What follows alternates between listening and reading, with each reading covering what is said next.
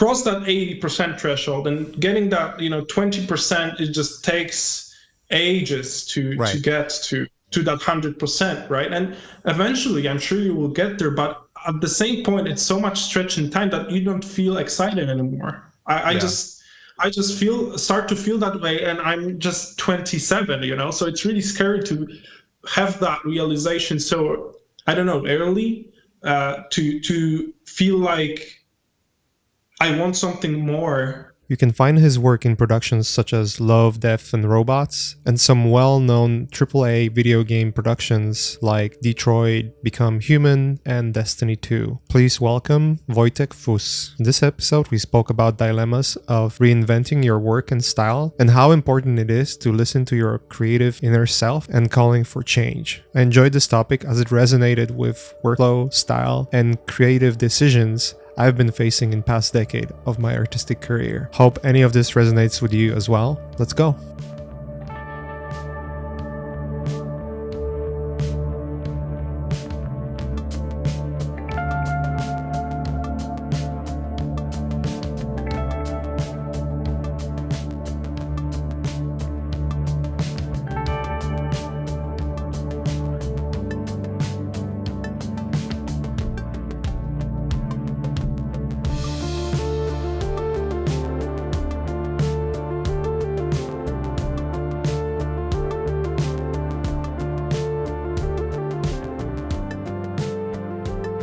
When was I 27? I was like, I'm 36 now.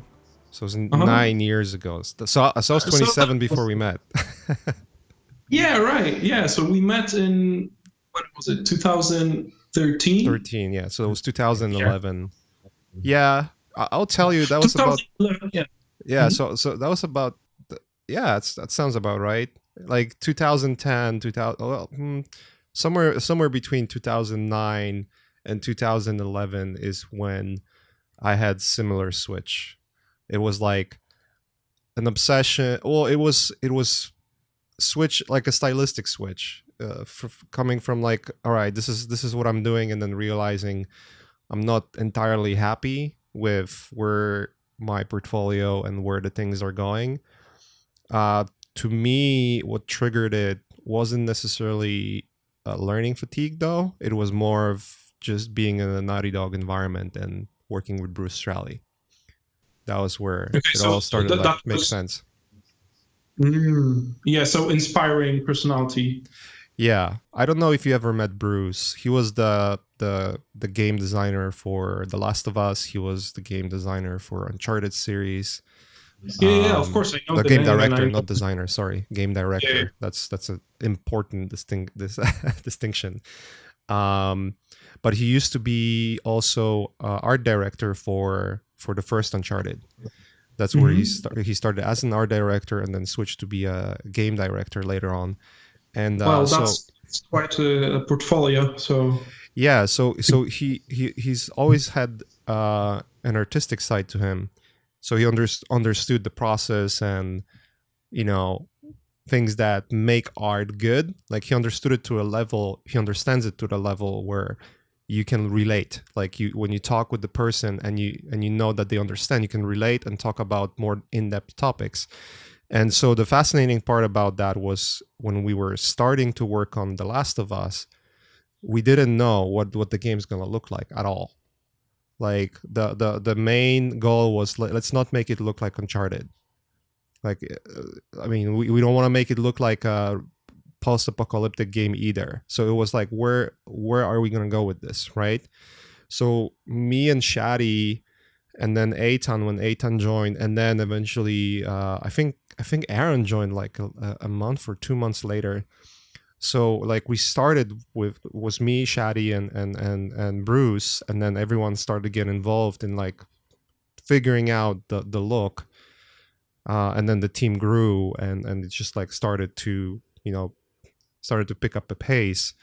But it was very, very interesting, like eye-opening process, because it was very unorganized and flat, meaning everyone had a voice. Versus when I came from Crytek, Crytek was very corporate structured.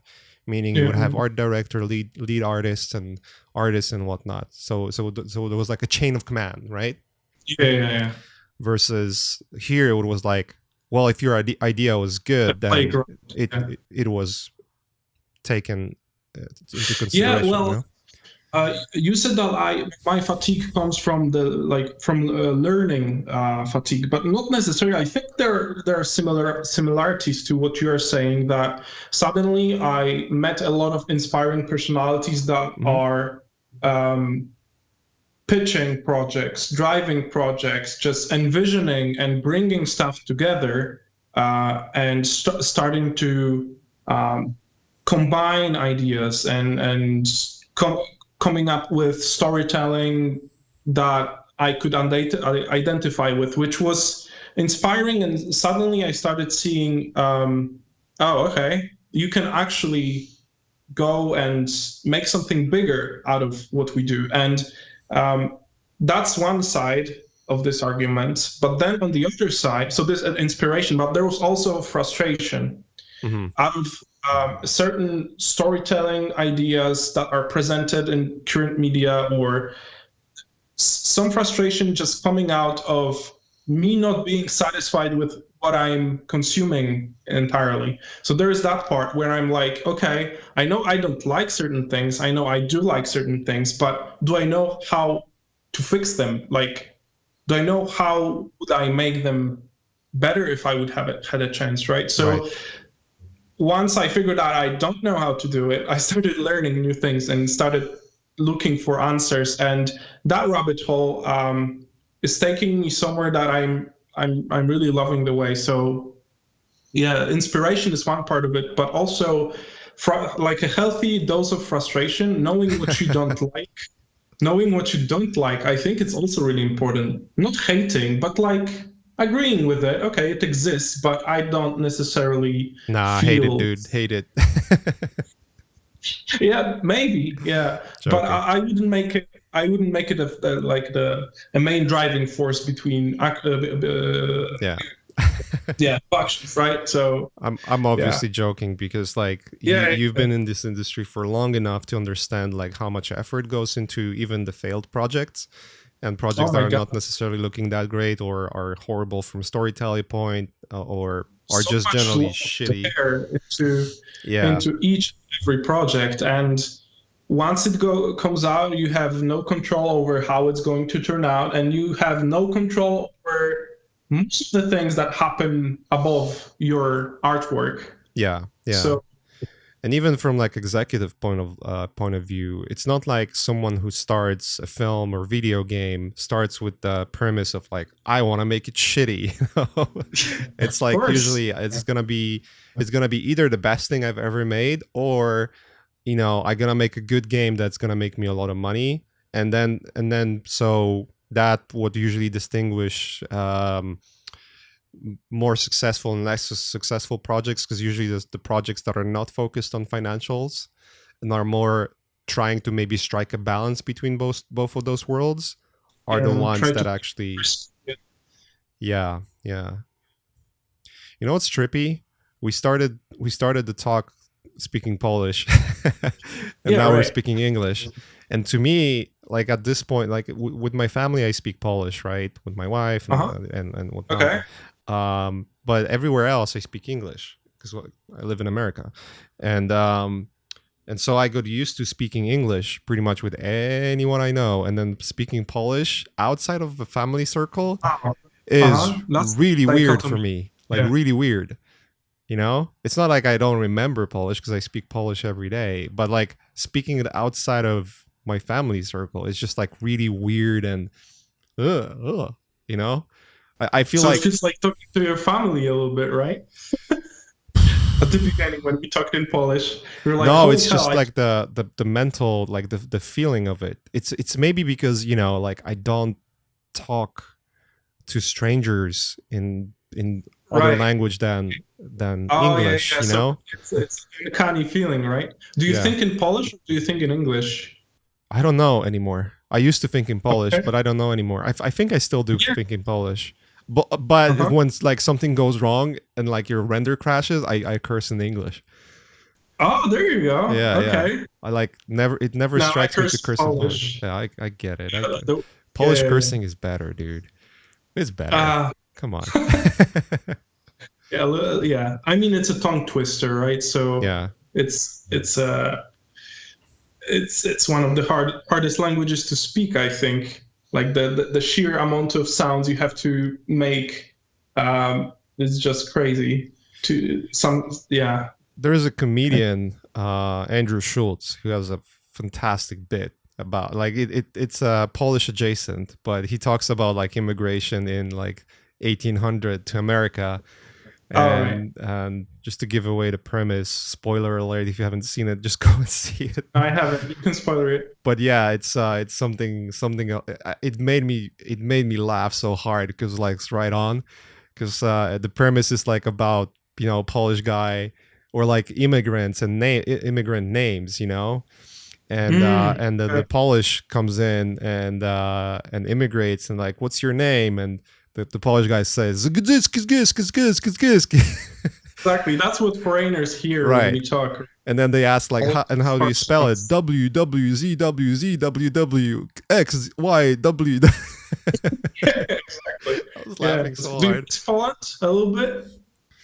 When was the last time you've been here? When I lived there.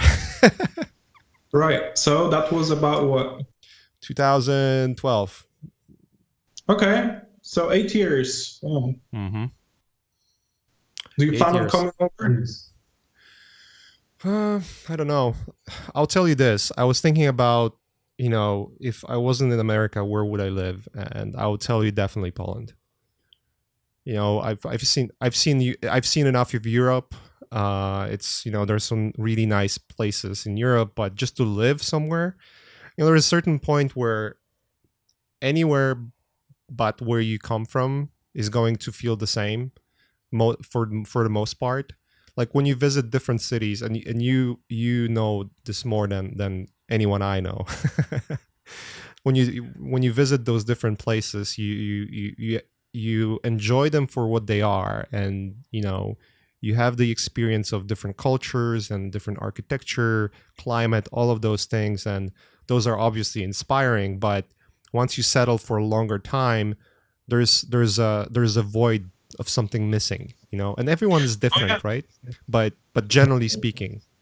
Yeah, I had these experiences of living in Stockholm, in Cape Town, in Paris for extended period of time, which I wouldn't call it living there, but it was enough to get an idea of how the living would look like. I mean, I had an apartment, right. I was going to work, so that was between 3 months and a year in each spot. So these were experiences that made me appreciate what I have here. And I'm not saying that Poland is better, it's just the place where you come from, right? It's a place of your identity. And it's funny because back in 2012, 2013, when we met, the one thing I knew for sure is that I don't want to be in Poland. I just wanted to get the hell out.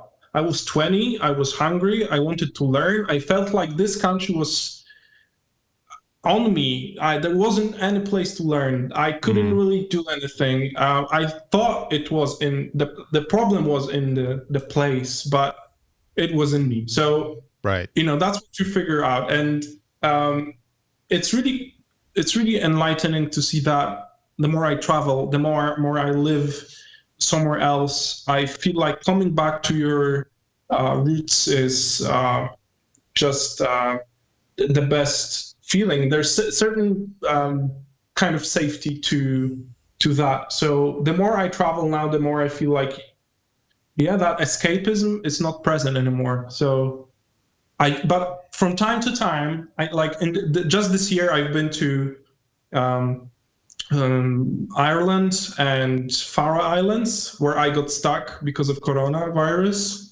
Yeah, that's a story on its own, right? Sorry? That's a story on its own. Oh, damn it. Yes. So I need to escape from time to time into nature. Right. That's why I'm going north most of the time. Iceland, Norway, Scotland, Ireland, and Faroes now. Been in each place a couple of times, and I just feel like there's certain kind of solitude you can find there, a certain kind of you're getting in touch with nature in a way that it just opens your core a little bit, because it's so big and so I wouldn't say epic, but so enigmatic that you tend to live through those moments a little bit differently than a landscape that you would be familiar with. That just the sheer scale and power of nature that is so omnipresent in those spaces is life-changing. That's why I'm coming back there a lot. I'm taking a lot of photos there for Photobash. I'm traveling there with my friends. So it's a good excuse to take a photo trip and get lost in fjords or I want to unpack this a little bit, but how was like when COVID hit and like everything was beginning to shut down? How was that experience? Because you were in like probably one of the most remote places around Europe, right? Yeah, it was the best and the worst feeling at the same time. I mean, to be honest, I was pretty chill about it. We knew there was something happening when we were flying out, and the airports were kind of, I would have to check in my calendar, but that was before any restrictions in Poland. And Poland was one of the first countries to actually enforce restrictions in Europe. So flights were still happening. Yeah, that was 11th of March. Right. That we flew out. And then we came back on 17th.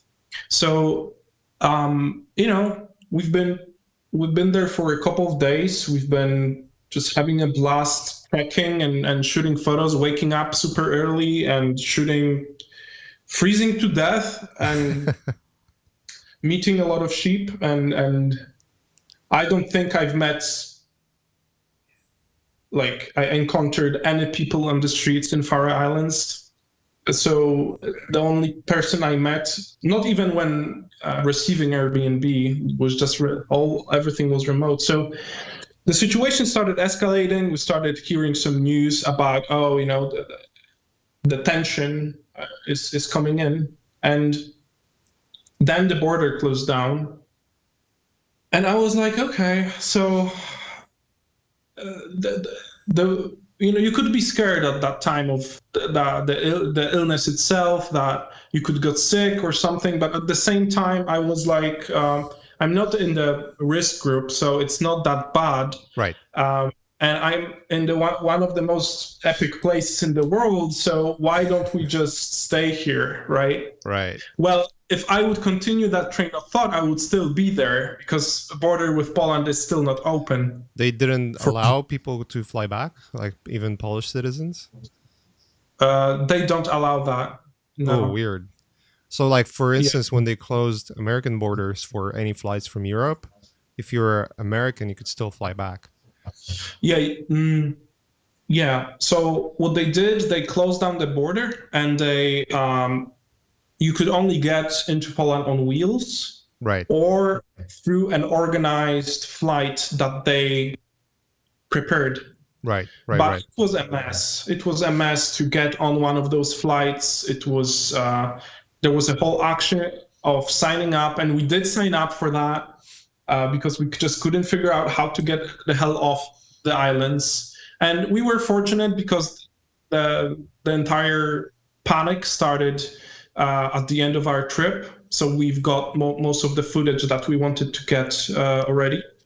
And we decided to do a trick of just getting out of the island as soon as possible, into mainland Europe, so that we could actually get on wheels back to Poland. And that's what we did. We flew to Copenhagen.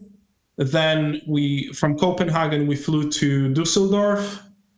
Somehow we made a connection flight, and they didn't check our passports for some reason, because there were, not only tensions between Poland not only was closing the borders, but also like the Danish border was closed, German border was closed, but you could still get from the plane to plane on the airport.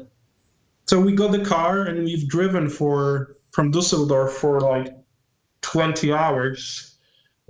We've been stuck in the traffic near Berlin. It was 50 kilometers long, and we had to take an escape route out of this because we would be stuck for 2 days. People were actually living there for 2 to 3 days, and people from the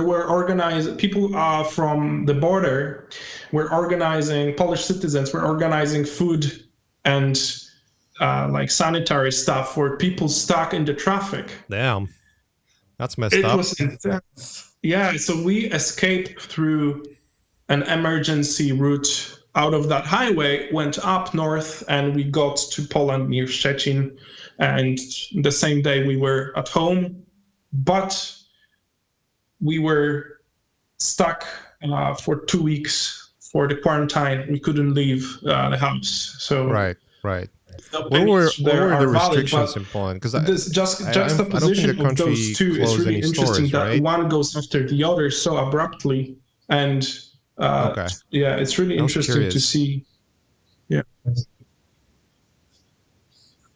I mean, but yeah, it's fascinating, like being stuck and then like driving 20 hours. I remember that because I used to live in Germany, and I did trip from Germany to Poland twice in the car, and 24-hour driving. It was like 6 hours to Polish border. That was before Poland got the highways. I got a little bit of a taste of that, in my trip this spring. So, did you drive from like the North Coast in Poland? Is it still like roads, or do they have a highway there? I can't even remember. There is a highway all the way to There's still You can go by the highway the entire way. It's much so better we now. do have roads. Yes. I remember when we were driving, we would drive on like normal roads that go through the cities, right? And then and sometimes they would, how they used to do, road repairs 15 years ago, right? It was like a clusterfuck. I mean, they still kind of do that here, so. Yeah, but they would close entire road, right? And then they would put like slabs in like a field where cows are, so you'd have to drive down. Drive in between cows from like a main artery of like, right, we're going from the border to Gdańsk. It was just like that trip took like 12 hours from the border to Gdańsk, and meanwhile like 6 hours to get to the border from like Frankfurt. It was just like completely different experience. Yeah, it is way better now. So it wasn't. So hopefully the borders are going to be open soon, and I have another trip planned to Iceland in a month. So I'm just holding my horses. Hopefully we'll be able to go there. That'll be my 5th time there. So it's probably much cheaper now, huh? Cheaper? Not necessarily. That's the most expensive time for Iceland actually now. But like not many people are flying. That's what I'm saying. Like flights are probably. You cannot fly at this time at all. So we bought tickets just before the COVID hit, so the worst possible time, and we bought we rented our 4x4 also. By that time, so you didn't do any savings for that trip. Yeah, we just should have canceled and then reorder like a month later. I don't know, maybe, but I don't know. We just like the connection and the timing of that, and we couldn't cancel and get a refund because it still wasn't sure. Like we weren't sure if there still will be a ban on travel at that time. It was too far in the future, so we couldn't really retrieve any money. Yeah, but at this point, I think it will be happening. So I'm excited to go explore a little bit again. Yeah, I'll tell you, like after it all, like there's just so many thoughts and so many, like reflections that I have on life in past few months. Just looking at the world, how it's changing, and looking at the things that are being exposed to being completely fucked up, it makes you think about, and kind of like it's the first time in 10 years where I was like thinking about my hometown in like a serious matter, you know. I don't know if I would be able to pull that trigger at this point in time, you know, but I did realize it kind of like reinforced the realization, like, yeah, you know, like if I were to move, if me and my family were to move anywhere from California specifically, because I think, you know, we got so used to living in California, it almost feels like a second hometown at this point. But like if we had to move anywhere, it would probably be back home. Like we wouldn't consider any other countries at this point. And your hometown is? Gdynia. Gdynia, yeah. So that's exactly the city I live with in the Tri-City area north of Poland, right? So I'm in Gdańsk. Gdynia is just here. I mean, it's that type of social tension and all of that drama that makes you think all of that, makes you think. I think it's realizing importance of things that are not related to my work. You know, it's kind of like, well, that's a motto for my past 2 years. So right, yeah.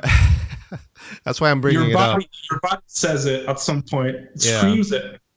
That's why I'm bringing it up. I mean, there's certain reasons why we don't want to or cannot move right now, or in the foreseeable future. You know, there's obviously once you live in the country and set things up, it's not impossible because we could just make a decision. We're going, and that's it.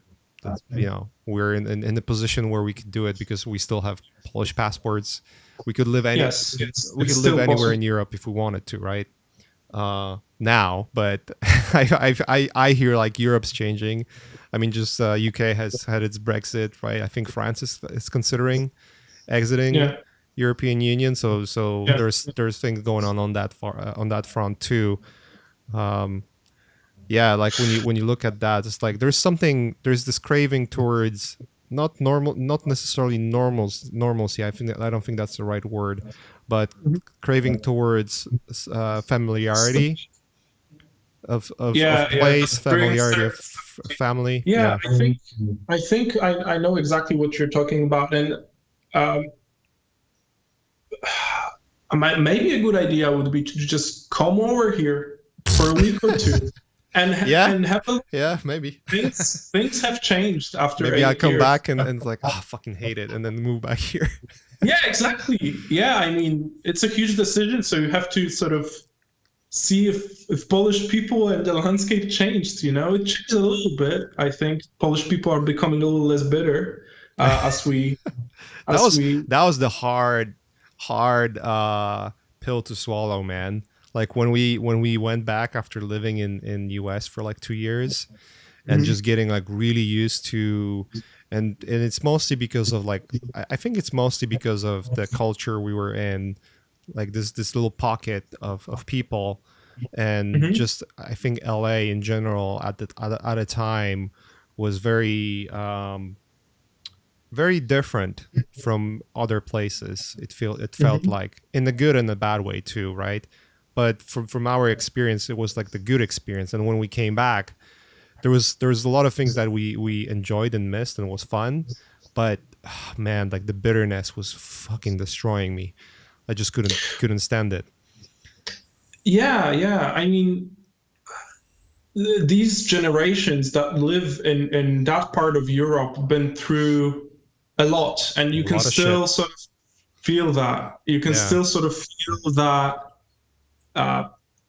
These are people that are still being hurt from all of these events, and still couldn't handle it. And I bet there is a huge leap from, you know, all the openness and overall niceness that you can experience in California. When you come back to Eastern Europe or Central Europe, you can feel that people tell you what they think in your face. It's a good and a bad thing at the same time, and they don't care if they're nice to you. They care what's the truth, and it's they're also bitter, not just being open and not nice, but just bitter and like resentful. Cynical. It comes from like the culture, right? I mean, you're younger, but I'm pretty sure you spoke with your parents or grandparents about living in communism and how fucked up it was. Yeah, it's a trauma. It's a trauma that they still carry in their lives, right? And I just feel like at a certain point when you're a freelancer, you are not in touch with the society as much as if you would be working a day job somewhere and you will be encountering a lot of people. Like I can go by living in one space for a long time. Of course, I'm going now and stuff, but I'm not interacting like as much as any other people that have day jobs or have to have their children at school and have all of that. I bet there is tons more. So maybe that's part of my overall satisfaction with living here, is just that I just get what I sort of like about it, and I choose when to interact. Right. It's not just happening like that. Right. And I learned how to play with that bitterness, you know. Sometimes when you're too nice or you're nicer than people expect you to, it throws those people off, and it makes some kind of a change. They're surprised that you can suddenly, you know, the tax office is the best place to practice that type of thing. When you go to the tax office and you talk to all of the ladies that have thick skin, you know. They're not bad. They just been through a lot of bitter people, and they become bitter themselves. And then you have to create a nice atmosphere, and you can still do that. And or you get a CPA. You get a CPA and never go to tax office. No, I mean, there's a lot of tiny funny things about Poland, and one of them is our taxation system. So. I'll be actually curious how the country changed, because I remember when we moved out. You know, we moved out from Poland. We obviously were visiting it when I was in Germany because it was much closer. Then we moved to US, came back for a year, and then moved back. But the stretch of time from which, you know, I obviously talk with my parents and, you know, my wife's parents, my in-laws, and, you know, and we get an idea how it is, but. I wonder. It's been 8 years almost, and I wonder how it changed. It will be an interesting experience. I'm pretty sure it changed a lot. Even, you know, when I talk with my brother, even his demeanor changed over time. You know, like just knowing him for years and knowing who he is and how he talks and reacts, and like now he seems to be a little more relaxed too. So things are for sure changing for better. I mean, I'm looking at. Also, just the landscape of artists that come from Poland is kind of amazing. How many awesome people come from the country now? That still surprises me, you know. It's I have no clue why is that, opposed to like it's all me. France. It's all my inspiration. Dude, that's joking. No, I'm joking. Come on. No, that's true. That's very much true. I want listeners to know that when that's not true. Come on, man. That's not true. I'm just joking. First day of when I got a tablet, I've seen your things, and I've seen it on Max 3D, and it was a constant inspiration for years. And that's your stuff was always ahead of everyone, and your each upload was just a mind blown type of an experience. So you really truly inspired a lot of young artists. And I think I'm that generation that was looking at your work, at work of Marek Okoń or Sławomir Maniak. We were looking at their work and your work, and we were just, holy shit, how is that possible, you know? And it truly paved the way for us to go there, you know? Well, first of all, that's not true. I'm not gonna argue. Second of all, you make a meme of potato change into a meme of a red beet. So let's get there too. You know, for me it was Baginski, where everything changed. Like not everything, but where I kind of start to realize that there is a CG art and there's money in it. I've been talking about it forever, but That's all. I remember Marek. I mean, everyone remembers Marek. I don't know where.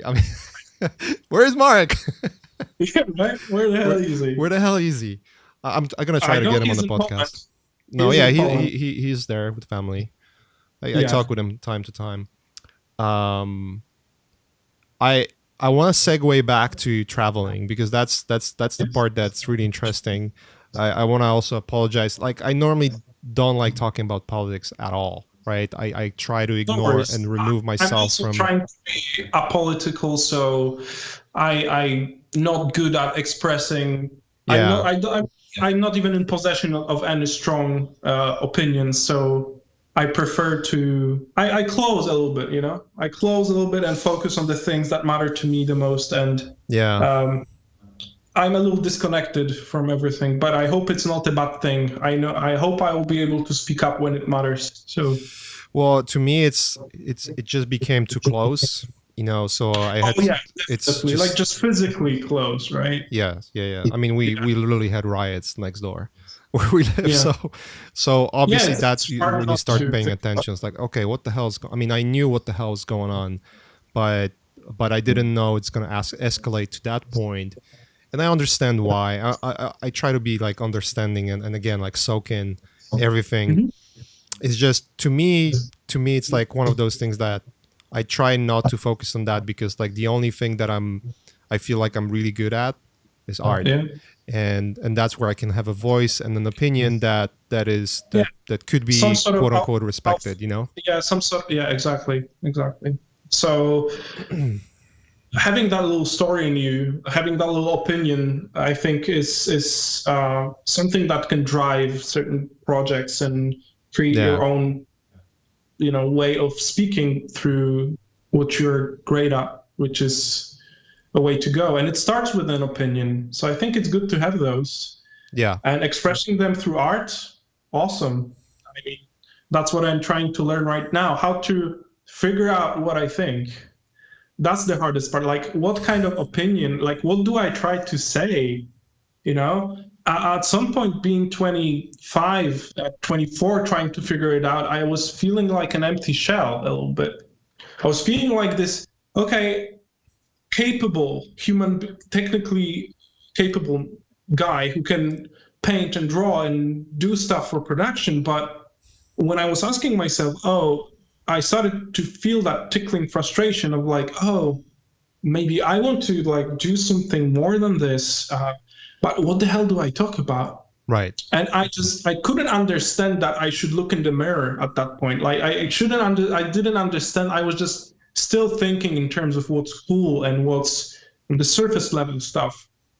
So it's just the very recent thing for me to go explore the uncomfortable parts of personality, the unresolved conflicts, the resolved ones, where you find your life lessons or stuff that you just identify with so much that you feel like it's worth telling about or talking about. Of course, abstractifying and transposing it to a different story, different medium, but still carrying that very personal message that is so close to your heart. Right. So, yeah. Was there anything that triggered it to you, like specifically, or was it just like over time, sort of like a death by 1,000 cuts, they say it, like realizing every now and then, just like a little nugget here and there, and then eventually it hits you? I think that was it.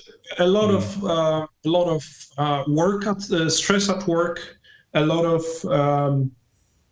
imposing personalities in my life in work environment that both inspired and that I was able to create a lot of opinions about, or a lot of my worldview, my sort of way of thinking about our craft changed because of these strong personalities. And then my personal life, a lot of different situations there that triggered a lot of reconstruction in how I work and live now, right? Which required disassembling of who I was. Because all the pieces, like, of course, came together, but it still is I noticed not necessarily intentional, and it shouldn't be intentional the way you build yourself. I think we cannot be overly thinking about that. It's still like life's come at you, there's an experience, you take it in, you live through it, and then it becomes part of you. But at the same time, there are a lot of things that you take and you just react, and you don't know what's the proper way of reacting or what's the proper way of thinking. I'm not saying there is a proper way, but you can do bad things and you can do good things, right? You can hurt people, you can be good to people. So mastering that while still being who you are and having all of those experiences. So taking them in and understanding them is a great challenge to question your reactions, to question your worldview, to question who you are, and try to find a way of being a little better every day. So yeah, a lot of small things, and it just tipped over. Do you feel like you know where it's all going for you? Like, do you have like a new goal that you feel like, okay, I'm at this point of a crossroad, and I have choices now, and do you have an idea? Do you realize which choices are present to you and which ones you want to take? I feel like I'm a really controlling personality. So I try to control and measure each thing I do, and it's good, but it can be a trap also at some point. So what I'm trying to do recently, what's really an interesting term that I've encountered is, sure, you can plan and sure you can do, but you still have to allow for certain things to happen. And sometimes that's I find that these places where you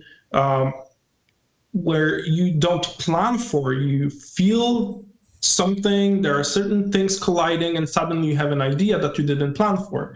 And if you have a super tight schedule, you might kill that idea. But if you still have that space to explore it, sometimes these projects become the most successful projects you have, because suddenly those things are so close to your heart that they burst out. And the term I encountered is the opportunistic approach to creativity. So you create a space for work. It's either a routine or practice or whatever, or work, whatever you do, but having your mind sensitive to the things that come and collide, and not being afraid of taking them up and trying to bring them to life, at least examining those little brain farts, and stuff like that. I've noticed that I finish less projects than I finish experiments. So experiments tend to be way less maybe I'm not creating a huge vision that later it just right. It's not as taxing. It's just like way less effort takes to complete them.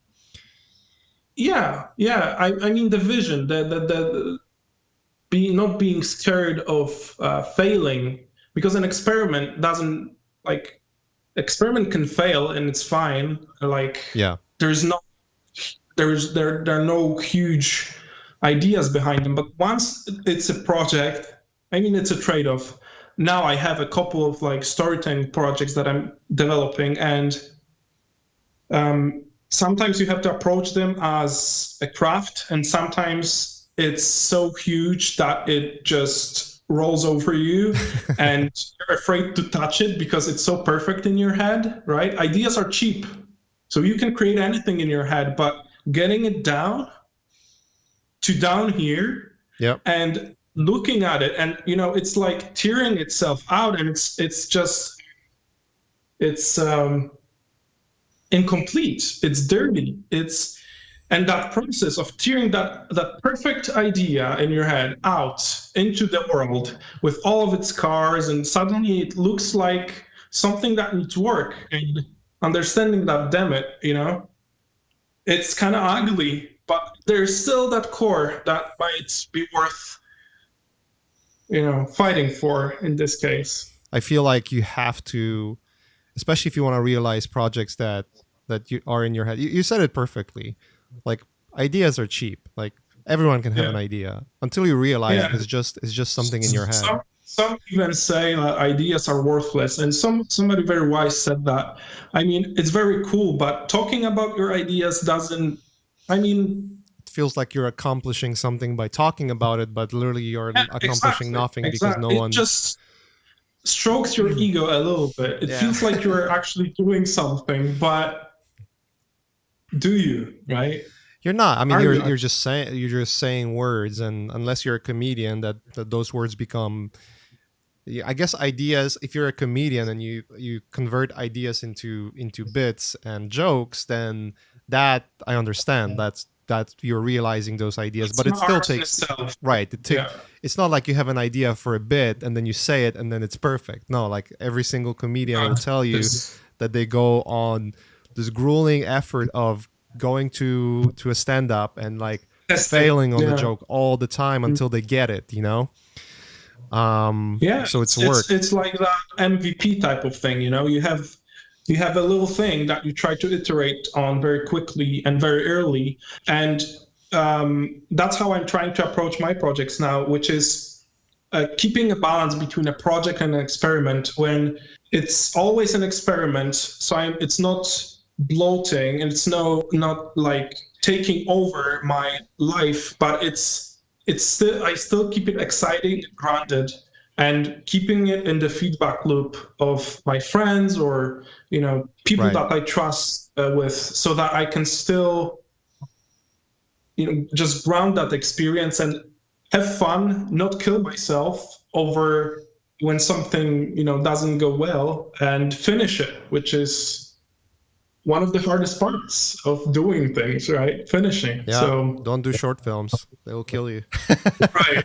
I'm just at the beginning of that, so good luck. Yeah, I'm trying to figure out the this AI animation thing, Absinthe, and I think there are some cool possibilities with that. I've seen your teaser, so it looks amazing. I can't wait to see that. So it's but done. You just start to realize how much fucking work it needs. So I'm here sculpting a character, trying to put some animations in, and suddenly you're like, holy hell, how am I going to animate this?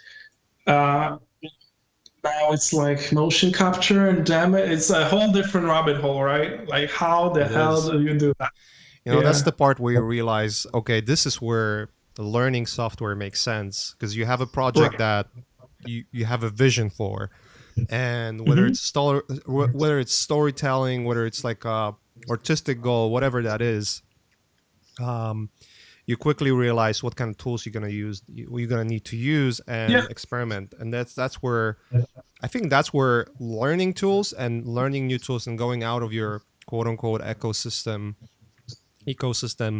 makes sense, because otherwise, you're gonna feel like you're always on that treadmill of constantly being forced to learn new things, And at the same time, here you have a reason for that, like a finished thing in your head that you're driving towards. So software is actually becoming a tool and not a goal in itself. So that's something that I started to understand really, really a few years ago, and that series starts to sink in now. And the way, for example, you are approaching Showtime, I really love that you share a lot of process in the way, and you also often call it an experiment, like your shader development for your character. And it's really cool to see like how it all comes together and transforms itself into something bigger and bigger. And it really feels like that opportunistic approach. When you grab onto something, you feel it, you feel great. It's hard, it's challenging, it's something new. You're not super comfortable, right, doing that. That's also important. Not feeling not feeling comfortable is it's excruciating, dude. It's excruciating. Yeah. But the amount of satisfaction you get when you when you tell a story you want to tell, and you see the image, you see the moving pictures you've seen in your head, but on the screen. I think that's what you do it for, right? More or less, yeah. I mean, I'll tell you, I'm me and Ash are friends, been friends since we met. And there was always this, I always had I always was not satisfied, fascinating, fascinated. Mhm. That's the right word. I was always fascinated. Jesus Christ, I'm losing my language. Too much Polish, yeah. Yeah, too much Polish. Always fascinated by the short films that he's been doing, and the way, the approach to work that he always had. And I always like looked at my work. I had like similar realization that you were talking about, but on like a different level and more stretched out in time. I was like, wow, it'd be so fun to make like a short film, or be able to produce work that has an animation, or like some kind of more that's just more than the regular concept art, because I felt that I'm running myself into a corner, and I feel it pretty much all the time. Whenever I produce something, I feel like, what, like everyone's doing this. Why am I doing this? Like I can do it for work. Like when client reaches out and they want realistic painting, that's just the bread and butter of what I do. Like I can do it with my closed eyes, It's going to still take effort and still take dedication to make it right and make it right for the project. But at the end of the day, none of it is really groundbreaking, quote unquote, right? For you. For me. For some people it might be, yeah. But you became so comfortable in what you do that it just becomes a loop. There is not that much more to explore. Of course, you just cross that 80% threshold, and getting that 20%, it just takes ages to get to that 100%, right? And eventually, I'm sure you will get there. But at the same point, it's so much stretch in time that you don't feel excited anymore. I just start to feel that way, and I'm just 27, so it's really scary to have that realization. So I don't know, early, to feel like I want something more. I want to, and this can be as simple as you're saying, I want some moving images. I want some, story over time, seeing something unfold. And I think we think that way when we are creating anyway. Right. When we are creating flat images, you sort of are in there and you see the shot before and you see the shot after. So it almost feels like a natural way to go from here. I think, at least I feel like that when I work, that, I could see that the next shot after that and the next shot after that. And it feels like a movie in your head. Yeah. That you're never going to make. So it's frustrating. I think the moment you manifest your intention, and it's such a, I always looked at it as, oh man, it's such a cheap, inspiring thing to say, like manifest your idea and then follow your dreams, It's like, shut up. But there's something in it, and it's not some whimsical thing at the end of the day, because like the moment you manifest an idea, okay, like I want to make a film, like I want to be good at making films, the first thing you're gonna realize, you know nothing about making films. And maybe, and for some, it's actually diving in, like head in and right into like deep ocean and making something. For others, it's just baby steps of figuring out the adjacent elements that help you to understand how the films are made, right? So to me, it was that, like when you say experiments, that's exactly what it was for me. Like just realizing, okay, I need to do experiments because like I don't know what I'm doing, and I'm excited and inspired by, okay, like where I can push this subject matter next, right? Okay, I can do it this way. I can try my shader experiments. I can try some like lighting animation, And then I got a drone and I went for a couple trips and started like dabbling into what it is to record videos and make like, little films, like little short, edit.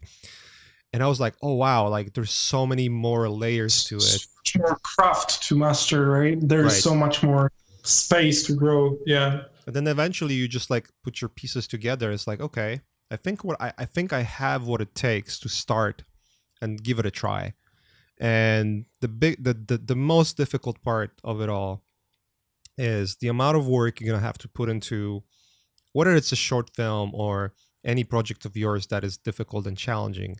You're gonna realize that 99% of it's gonna be horribly exhausting, difficult work with hardly any payoff for the most part. Yeah. You know, and that's the threshold. That's why there are not that many, short films that are being made by one person. So because it's just an impossible endeavor, and hardly anything is getting finished, and you feel like you're going 2 steps forward, 1 step backward, and it's and I'm just at the beginning, and it feels like I come from a little bit different starting point, because I basically was at the time I started thinking about storytelling at the point when I had to reconstruct myself a little bit. I was after a breakup. It was a pretty harsh time, a pretty difficult time that challenged both parties to, try to be the best human beings we possibly can. And that required a lot of introspection, and that reinventing yourself after that helped me to actually analyze what type of story I want to tell. And at the same time, I was trying to learn books about what is storytelling, how to tell story, how the story is being told, and why and what for. So I actually started from writing and failing super miserably on that, but it was a plague. I had experience in failing, because I made tons of shitty paintings. So I was happy to do something shitty for a stretched period of time and see how I can make it a little bit better and better. And it became more and more not about just writing things down, but about finding the things you care about to do a story about. Because once that is there, I think words become easier to, it just comes out of you, and it's way more natural. And at the same point, at some point, you have those words you're really attached to, you're happy with them, but there comes the time that you're working in a visual medium. So you have to reject the words. You have to tell the story with visuals, right?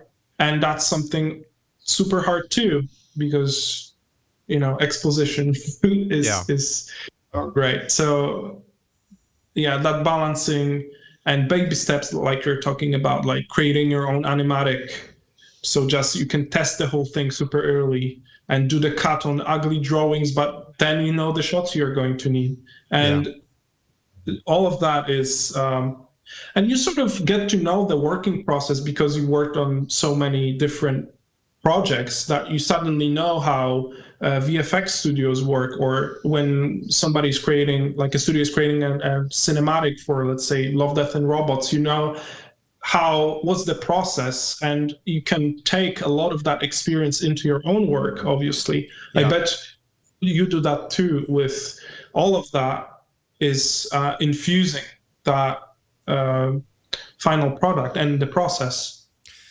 So what was the most challenging? And I bet you're still working on your short film. I'm 99 at this point of time. I'm, by the time this comes out, it's completely done. That's amazing. Yeah, that's amazing. So how much time would you say it took you from just deciding, hey, I'm going to do this, and I guess you're also working full time in the meantime, right? Working full time, family, podcast, Learn Squared. Yeah, that's crazy. So what was the most challenging part? What was that getting started, for sure. Just committing to it. I think committing part was hard, because scary, right? Scary because, like, I hate to be in a position, and I've done it a few times in my life, where you commit to something and you don't pull through, and you feel disappointed, and you disappoint people around you, because of it. And sometimes sometimes like you disappoint the disappoint people around you part it's probably less important because like Yeah. true friends will, like, if you have friends or family that they know who you are and how you behave and you know what kind of person you are, they can understand the circumstances and context. So but I'm always harsh about that specifically because I hate and it's very cynical and it's very sort of you know, I do it too. Like, I mean, I fail and I don't pull through. That happens to me as well. But the part about it is that I feel very disappointed with myself when that happens. And I hate that feeling, like feeling of being disappointment to myself and then projecting it so that I'm disappointment for to my friends, my family, you know, people that follow me, whatever, right?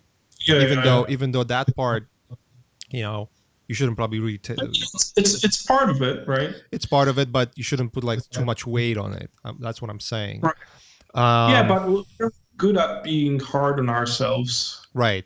And just crucifying our minds. I'll tell you a funny thing. Yeah. When I started, and I had privilege to have Ash, who was mentoring me through the whole process, meaning he would give me tips and ideas of like, do this, don't do that, right?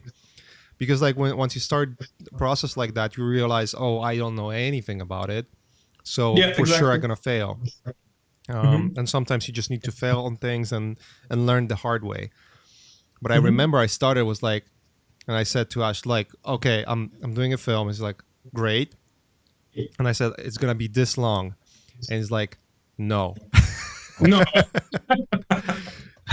If you wanna finish it, if you wanna survive, make it this long. It's like, no fucking way, that's too short, you know?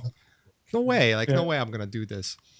So I've cut like I did a rough cut of like certain length. I don't want to disclose how long it is. It's gonna be a surprise. No worries. And it was like hell yeah, it's gonna be cool. It's like, dude, you're not gonna finish this. And then I started like working on it. It's like, yeah, you're right. So I cut it like by half. It was like, it's still too long. It's still too long. Start to get and then I kind of made a realize you multiply it, right? And you're like, and I made a compromise. Like, I think this is the right length, and it was, but it was a nightmare. Like halfway through, I was like, fuck, I should have made it shorter. Right. Yeah, exactly. And it's not too, it's like pretty short, but it took forever. And it's because I have this personality of perfectionism, you know? Like, yeah, that's another chop. To me, every frame has to look like a screenshot, like a painting, you know? So because of that approach, it almost killed me. It was a lot of moments where I just didn't, like, I made a rough cut. I had a lot of elements in, and I got discouraged, and I haven't touched it for like 7 months. Like, not 7 months. What I'm saying, 4 or 5 months. It was just because that volume was too much, right? But yeah, I didn't break it down into, okay, this is the next step I need to do, and then like I'm right around Christmas, right around holidays, I like really, you know what? No, this is the hill that I'm willing to die on, you know? Climb on, yeah. Pushed it through, and in 2 weeks I made huge progress on the film. And even now I'm looking back at what it was back then and during Christmas time, because at Christmas, like around Christmas, around the end of the year, I was feeling like, fuck, like this is so good, you know? Like I feel like I have 70% of the film done. Little did I know that was only like 30% of work. I mean, it made you feel better, right? Enough to push forward. So, yeah, the one thing you mentioned that's really interesting, it's that it's scary taking up a thing like that. Yeah. And like at some point it grew so much, right? That it just falls over you, and you're just like, holy hell, this is so beautiful in my head. I have a blueprint of that here, but it will take 3 years, right, to do that. And I either cut or condense, or I'm never going to make it. So, and then at the same time, we are all used to working for somebody. We're used to providing. We're used to getting, making a business out of it. So suddenly not having that and just having that huge amount of time and declining jobs that are something I was crazy about not so long ago, and that the declining dream jobs just to do this, and you're suddenly, the pressure is even higher because you're declining opportunities that are meaningful and that people are trusting you with with the craft, and suddenly you're closing in and just, wow, it's scary. I thought like, I'm just going to like not work for a couple of months. It'll be fine. I live in Poland. It's pretty cheap. I can live with that. But the time goes faster and faster, and you feel like, you have to make it work. That's the part where it has to feel like it's work, where you hate it, because otherwise you're not making progress. Because like, it's the easiest part is to like sit down and like you dabble here and there, and you feel like you made progress and you feel like you made work, but then you look back at it, it's like, I wasn't really doing much. It's like I didn't progress it. I didn't have a deadline. I didn't have like a specific goal of how many assets I'm gonna create, how many books, or like what the storytelling element's going to be, if there's any, how I'm gonna edit. Like none of that was progressing. When you catch yourself doing that, like, oh, like I just gonna dabble with like a hair shader and the hair strands and build that, and it takes you like, here is progress, right? And takes you like 4 days, and you realize like, you know what, I've did all of that instead of like just testing it. That's the part I've realized with the film. Both strokes. Yeah. I've put like a lot of effort towards certain things to realize quickly, or not quickly, to realize, brutally realize that none of that mattered, because like at the end of the day, a lot of it I had to do like in the traditional by hand animation way. And I was like, fuck, I could have spent that time making something else, but I felt like, oh, this is work, but there was no plan.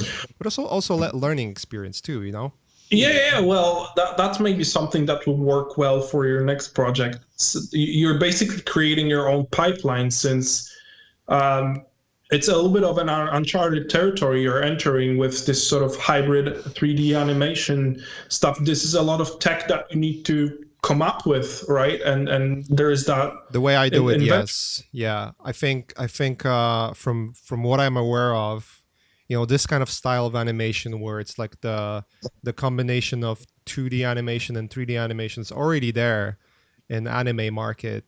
The problem is like, there's not many studios and films that come out that are done correctly.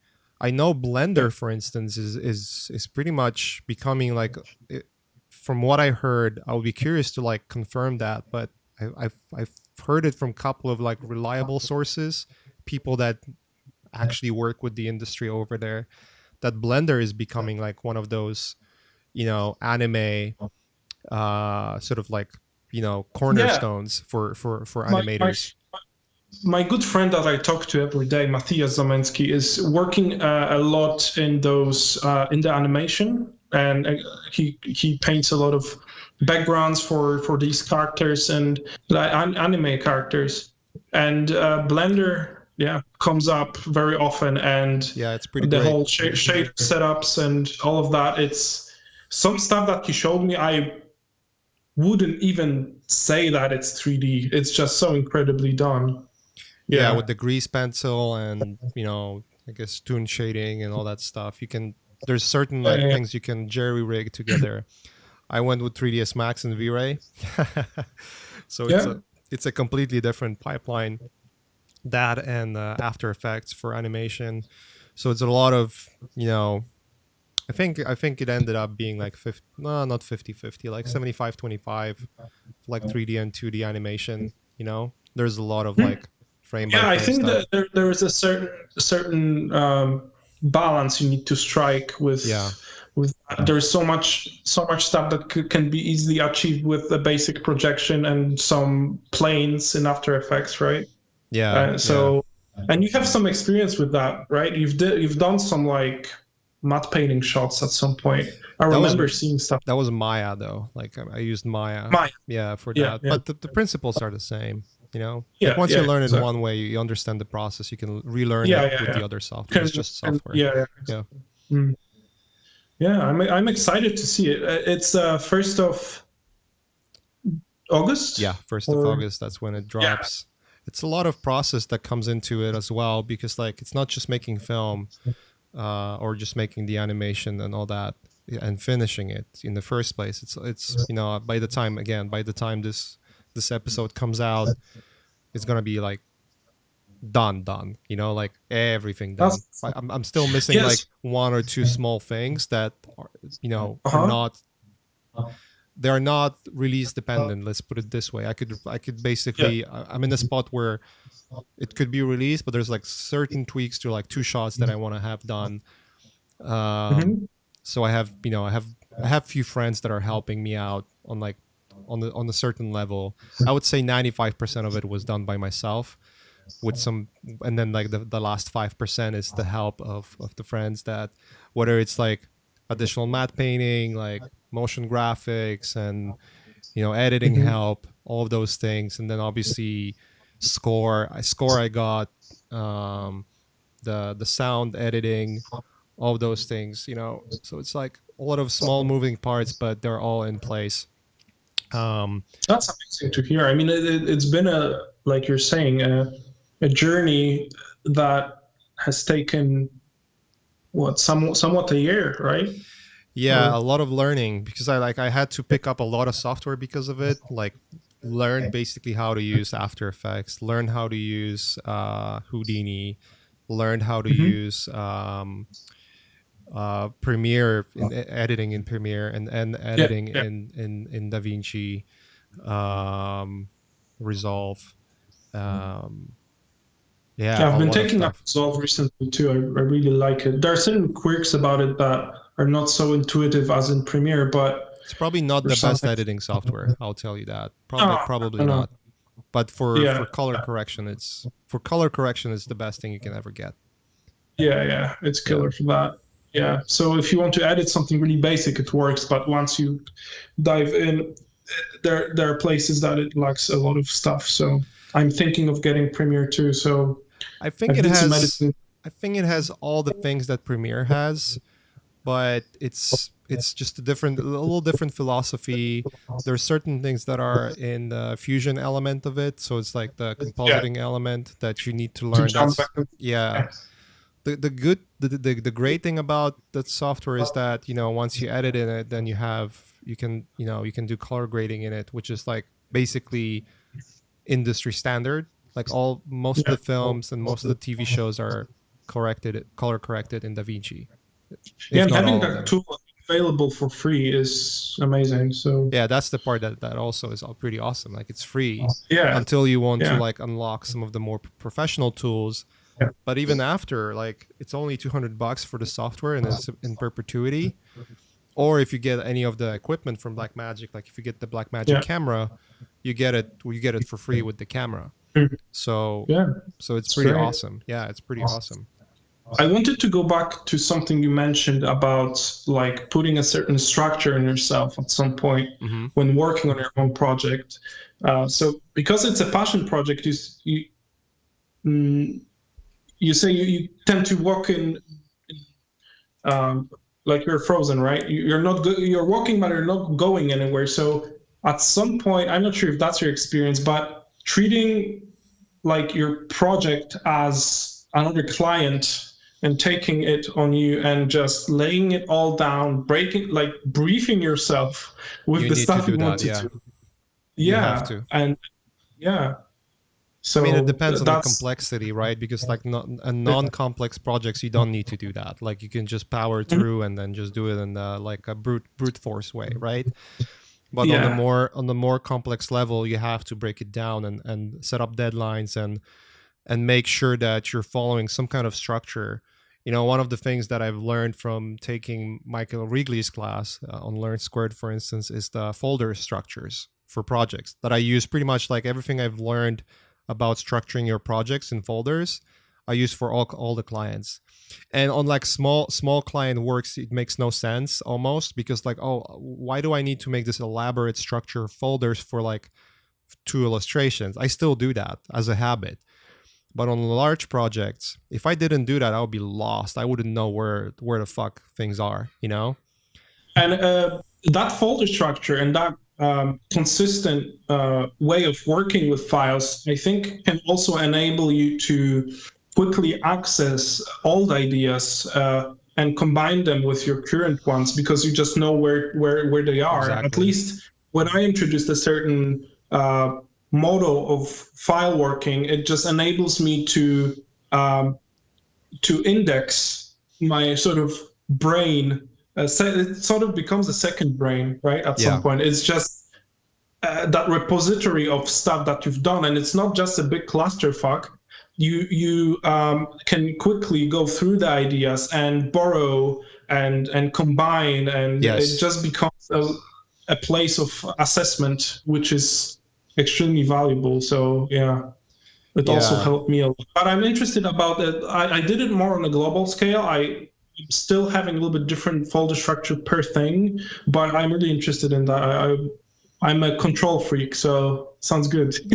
Yeah, I would take that class, dude. He's like even just that chapter on that folder structure is so good, because it's just like it just breaks down to like how he works, and I've been using that structure myself. It's pretty awesome. It's like, because it's indexing everything in the proper way that's easy to find, and it's not like a black magic where it's like, oh, what the hell is he doing? No, it's like a pretty simple the system has to serve you, right? It's one of those things, again, like on small projects that might feel like it's an overkill, but once you get in the habit of doing that on larger projects, when you have a lot of moving parts, a lot of different software that you're using, different render folders, and then like contracts, all of those things, and references, like once you have it indexed in the right way, and you remember what each folder does, then it's pretty easy. Like you're never going to get lost. I have tons and tons of data, photos from my trips, and these are like years of travel, and also very recently photogrammetry, and that's a lot of data. That's tons of data, and processing all of that also creates, another types of software, another project files, and then you start to expand, and it just grows into this humongous thing. So, I mean, that only can be a server on its own. So having a structure for everything is, you can easily get lost, right? Because like with photogrammetry, you do like hundreds of photos of one element, and that one element you would index as, like, let's say it's a tree trunk, right? But then like, okay, is the tree trunk like an ecosystem of forest, or is it like Iceland, or is it like how you're and and then like, okay, I have this in the folder, where is the 3D model gonna go? Like how am I like, it just becomes complex like right away. Yeah, exactly. So you have to decide. For now, I have everything separated by countries that I visited, and then in that I have everything separated by each location, and then each location has cameras used, and in each folder are the cameras, the photos themselves, right? So then a scanning part becomes its own folder within the location, so that I can find it. But I just found out that it's a little bit too inconsistent, a little bit too cumbersome to jump between locations. For example, if something from Iceland fits into Norway type of rock formation, then you start to go in Kirk up and down again, and it just becomes this endless staircase. So for scans, I think I need a completely separate hub just for scans. I would look at Michael Release class if I were you. I would take that. It will help you. Even just that one lesson. Yeah, sure, dude. Like, I'm open. It's certainly something I really like, organizing. It makes me feel like I've done something, but then I have to stick to it, and it's a little harder, but I like my day in order, and I follow sort of, I found a lot of safe space, and a lot of growth in establishing my own routine. I've been working in a very unorganized manner for a long period of time, when it was just working for as long as you can, right, and just killing yourself, dying and waking up and doing the same thing over and over again. Like, not anymore. Like, I cannot function like that anymore. And we just talked in Polish a little before we started recording about that. And at certain, like, I know it sounds weird because I'm 27, but at certain age, there's a certain threshold that your body starts to speak to you about being tired and not giving it enough rest, or yeah, and I've just been through a really bad experience with my body for past 6 months, I think. Basically, I've got this acne type of thing, which I received a very strong medication on because it was painful to my face and everything, right? It's really uncomfortable. And it was weird because it came at the age that you don't usually associate with acne. So I've been taking this drug. It's isotretinoin, it's called, but it's been so strong that it actually for starting in what was it, November, I started to feel like I've got huge pain in my back, right? I started is it really heavy on your joints, that drug, like those acne drugs? Yeah, I had similar thing. It turned out it was dietary issue for me. Really? Yeah. Huh. You can do I think you can do a GI panel, and I think it was GI and the blood panels, that if you go to a professional that medicine dietitian, they'll be able to tell you if you have an allergic reaction to things. I'm not an expert in that. It might be something completely different, but to me it was that. It was just some kind of stuff that I was eating or exposed to that caused the. I think I didn't. I'm not sure if I had the same drug as you, but I exactly know what you're talking about.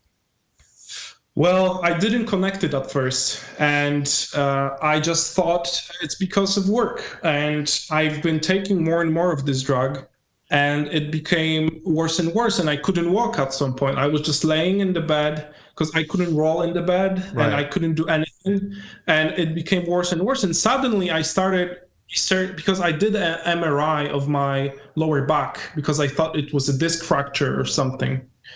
And it came out it's not perfect, but it shouldn't cause walking issues. So it was crazy, and I couldn't nail it down. And then I found some studies on how this medication causes, not sure the name in English, but it's where your pelvis joins touches your spine. That bone marrow there got a huge inflammation. And I did MRI of that part, and immediately I had to stop taking drugs, and I got some anti-inflammatories, and that's my story for past 6 months. I couldn't really exercise. I couldn't do anything, and I'm just trying to go back to normal. But you tend to. I found a lot of good habits because I was so frustrated with that pain. I started reading books on back pain and some medical studies and stuff. So I actually invested in the standing desk and some core strengthening exercises. And there's a lot of good out of this. But for sure, the mental. I felt like I was, 75 years old, standing up. That drug. It's my God, it was terrible. I mean, I'm still taking anti-inflammatories, but it made me appreciate where I can move and it doesn't hurt. So it can damage you, man. I don't know. The drugs and anti-inflammatory drugs are you have to be careful with those too, because some of them can be addictive, and more damaging than you think. Like I think there was a study about what it was, Advil or one of those.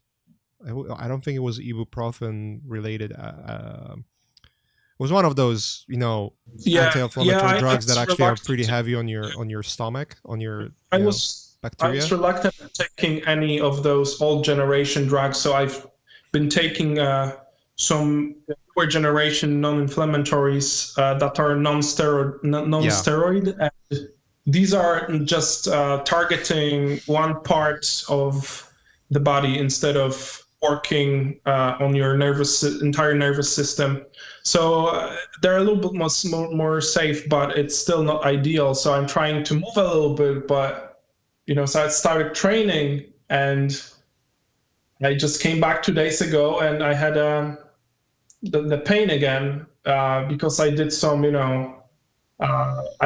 weight exercises that I sort of work with a trainer, so everybody knows the thing, and we work super carefully. But still, I need to take smaller and smaller steps, and it's tolling on your. Learning to take it slow. It's a theme, like just because, of course, I'm hungry to lift something or to actually use my body for something else than a walk in a forest, to just feel that I'm like, I like the feeling of being tired and of being like physically strained after a workout. But yeah, I have to take small steps. So yeah, for sure. I know if you follow Kaisel Salim, you've probably seen his work. He does cars, and then he posts cars in Instagram. Yeah. I think he had some like serious health issues because of being overworked. Like he was losing hair. Like he was just getting bald. Like he had to shave because his head looked like a fucking spaghetti because of it. Yeah. He's a good friend. Well, once he started like overworking himself and like taking care of his health, dude, he could have an afro now. It's just his hair growing back. He's like much more happy, much more healthy. Health is important. Like you start to realize that. I started to realize that after I was 25, 26. I don't know if I told that story on podcast yet, but maybe I did. I'm pretty sure I did. But before we met, like you met me when I was already healthy. When I came here to US in 2010, I was like obese, not overweight, obese. I was 280 pounds, 270 pounds. That's so that's I don't know what, 100. Yeah, a lot. Wow. And it was weighing in. Like I wasn't healthy at all. I was like my eating habits were shit. And I remember that one day, just like I pulled my back, I couldn't work. Like, it was like that cannot happen. Like I cannot be in the situation where I have to go to the office to make, because when you move to US and you work for an employer, like you have to earn your like sick hours and holidays. Yeah. And that was like exactly. at like few months in. So I didn't have like I couldn't have, like I could take time off, but it wouldn't be paid, and it would be really difficult back then. And I remember I went to a doctor, and he in the most polite, and it was like an old guy, like super old guy who was like 80, 70 years old. Yeah. And he said it in the most polite way he could, which an average LA person would say, "Oh, that person is rude." He said like, "Well, the amount of mass accumulated around your spine and the lack of muscle tone makes it so that it's too heavy for your core to handle the upper part, the heavier upper part of your body." Wow, and it was like the most PC way of saying like, "You're fucking fat. Get your shit together." Oh wow, but it worked. It worked, and the funny part was that day I went back to the office, and I opened up Facebook. I was like on Facebook all the time back then, and there was this. I think I had my ad blocker disabled by then, and there was this little ad that popped up, couch to 5K, you know, like this little app that you can get on iPhone that Yeah, teaches yeah, you how to get from like how to no running to running and being fit, able to run. fit. I picked it up 3 months. I lost all the weight. I went down like 70 pounds, like 60, 70 pounds in 3 months. Oh wow, Yeah. good for you, dude. Eating That's healthy. awesome. Yeah. I was running every day for half an hour and eating healthy. That's all it took. That's awesome. Yeah. Yes, like I also got a little bit of weight because of being static and being forced not to move. So it's a little bit different type of frustration when you're eager to do something, and Right. but you have to be really careful not to do too much or do stuff too early. So there's certain kind of patience, and because I don't have like at this point. I've also been through some like gains in weight and downs in weight, but at some point it's not about determination anymore because I can stick to a plan. I can enforce certain kind of routine or workout routine, but it becomes about not hitting yourself too hard, like not treating yourself nicely. And sometimes it's also it translates to work itself when you have the thing that you were working on and being gentle about it to yourself. And of course, you have to recognize the points when you're trying to be lazy or trying to, like you said, diverge into stroking your ego a little bit and making you feel like you've done something and it's shiny and it's nice, but it's not really moving anything forward. You have to sort of recognize those spots. Yeah. So it's a balancing act, really, of recognizing those pressure points and knowing yourself enough not to kill yourself.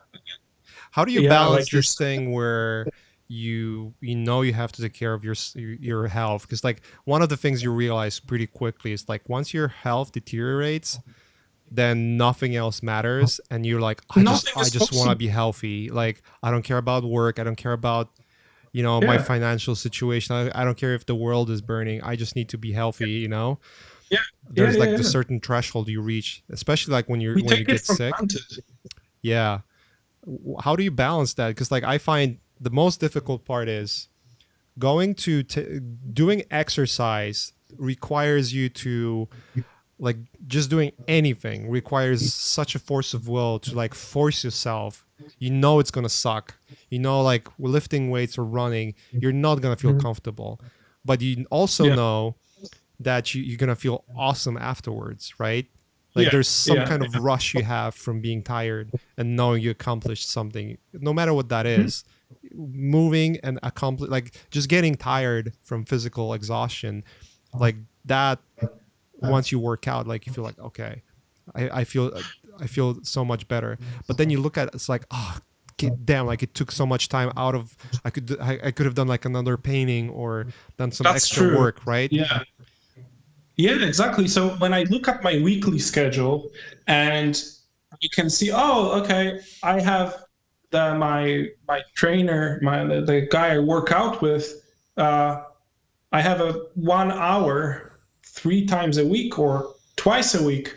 Looks fine, but then you need to add an hour before, an hour after to get there, to take a shower, to eat something, because you suddenly need more calories, and it suddenly becomes 1/3 of your day, 1/4 of your day, right? And 3 times a week, it's a whole working day, right? Yeah. And it's really hard to justify, but at some point when you start feeling pain, if you don't do it, physical pain, you start to figure it out, and you start to figure it out, hey, maybe it's worth, like, it's not slowing down that I'm doing less, it's just this enables me to be more productive when it comes to it.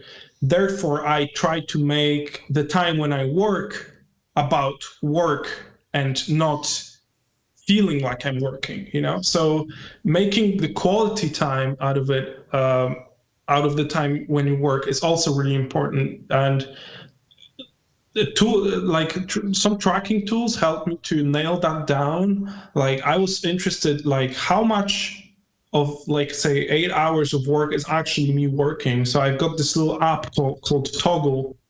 You hit it when you are focused and working. And even when you're going to take, going to the bathroom, going to drink some water, something, it stops because it recognizes no activity. Right. And I figured, wow, it's actually like 5.5 hours. Where the hell did that go, right? And then you start to recognize when you're the most productive and how much time, like quality time, fits into your, let's say, 8 hours. And I started to find some like weak spots. Oh, after 90 minutes, I tend to I start to fuck around, or my attention span gets lost. Right. So right. Yeah, I'm really all for like all of these little tools that help me understand myself better. And I'm not like having them being tools still is important. So yeah. I'm a little different than you. I realize, I've tried being very scheduled myself, meaning like to scheduling my day and my routines to an hour. Okay, this is where I start. This is where I finish. This is what I do. I never was able to follow through. And what I found specifically that works for me was setting up the priority goals for a day. So for instance, if I have a project, I work for a client, right? Like the obvious priority is to finishing that client work, right? And making sure that the first thing I'm going to tackle that day, and I'm going to like really try to crush it hard. It's going to suck sometimes, because sometimes you're not going to be inspired to do anything. But I feel like, unless I stumble upon like a absolute gem, okay, this is like a client work, but it's also like my personal goal of mine, and I really, really care about it, then I'll do like accommodations around it. But if it's a client work, I'll do everything in my power to make sure it's done in the best way possible. And I would try to crash it and sometimes fail. Like that's like a Jordan Peterson said, like, you have to schedule your days so you don't become a prisoner of your schedule. Yeah. So it's like it's almost like you're negotiating with yourself, because like at the end of the day, you want to feel like you're accomplishing something and you're progressing forward, instead of like being unhappy and making it worse. So so that was like an interesting point of view. But for me specifically, it was like, okay, if I get this done, then it opens up my day to all of the other things that I can do. So I know I have to spend some time with family, and I usually, book some part of my day to do that. I don't schedule like it has to be from 6 to 8 or from 7 to 9.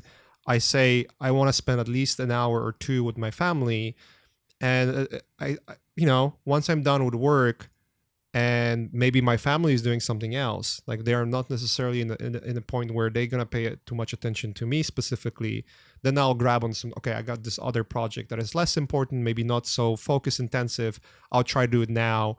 And I know I can interrupt it at any moment because it's not a priority. It's not focus intensive, like things like editing a podcast. So it's opportunistic, right? Right. Yeah. You have these blocks of things that you can do that the workload they require, brain power, and certain rest they provide, and you just fit as you go. And I mean, that's awesome. I think when you have some moving elements in your life that you cannot really control, like family life, and there are a lot of moving parts there that you have to fit in, then that approach I think is great. Also, I also treat my my schedule like a blueprint, like a layout, and it's your ideal day.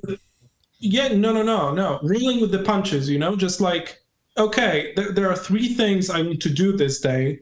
I want to like finish this scene, this animatic, write this down, finish this client work, and do this. And then you just put them in the right order. And you look like, oh, maybe it's a little too much, right? Then you pull something out. Because you suddenly start thinking about like how it all goes, and how much time it actually takes because you know how productive you are. So I'm all for that opportunistic approach, like being a slave to like feeling bad about not fitting into an hour. Like o'clock. No way. Like, Yeah, I'm that's what I just found. That was the most difficult part for me. Scheduling, like I used to write down what I'm gonna do each hour, and it was fine for a that's week, but then I felt like I'm a prisoner of it. And if I failed on something, I felt really bad, and that would like distract me from it's like it's focusing. falling apart, Yeah, it's right? like a house of cards for Yeah, me. Hmm. yeah. So So we're to me, similar just at this laying. then. Yeah. It's just maybe I presented it in such a manner that it feels like I'm trying to control, but it's like thinking of your next day. I'm not planning forwards more really.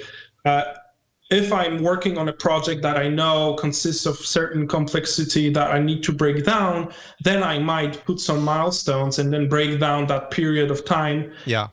and achievable goals for the day, let's say. Then I think it's fine. But like, working on like a sculpt from I don't know, 8:30 to 10:35, no way. Like, okay, I want to finish this that day. And sometimes I feel like, okay, I'm doing this. I feel great doing it. Let's fuck this little thing at the end. Let's put it tomorrow morning, or let's not do it, or move it around, or Right. maybe something comes unexpected comes by, and something gets um, like some meeting or stuff is not you don't need to do it. Then suddenly you have this block of time, and what are you supposed to feel bad about it? No, you just start to like an opportunist, just filling in those blocks with stuff that matters. Yeah. And you just Exactly. to be aware of the blocks, right? Be aware of stuff that is it either like time with your family or personal project, or some hobby you have, or you take a trip and shoot some stuff with your drone, so all Yeah. of that.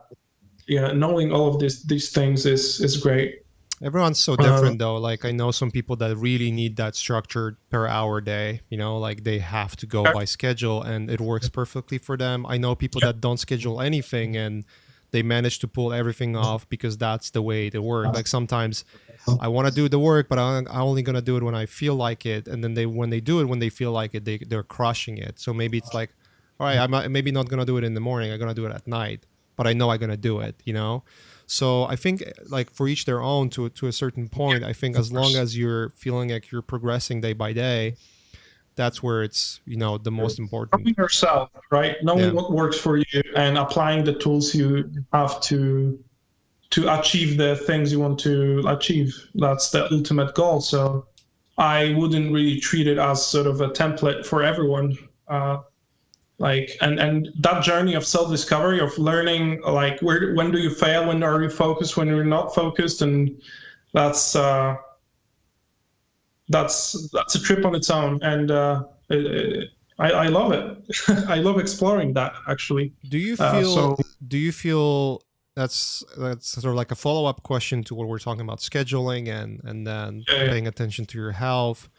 I Mhm. know it's kind of a mute question because like whatever we think about, the reality is the world's moving on and most people are, unless there's like a giant shift in mentality of humans in general, not much is going to change.